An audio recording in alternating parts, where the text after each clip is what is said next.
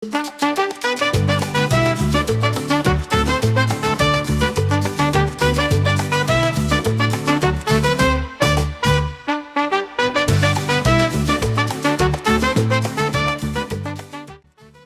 kauria naiz, ni Saharakoa naiz, 2008tik Igorren bizi naiz eta pozik hemen.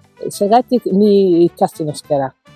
Ni hizkuntzak asko gustatzen zait, baina gogoratu lehen handiz entzuten nuena euskaraz, sentitu jakin min ikasteko.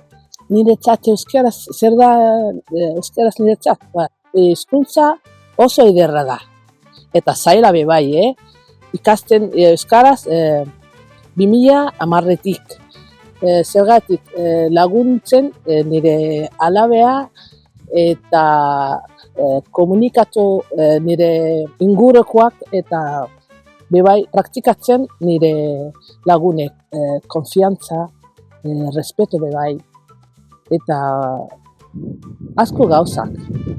Sentitu naiz Igorren parte, eskerrik asko konfiantza gaitik, egin nirekin euskaraz. Gu euskaraz gara. Eta jazta.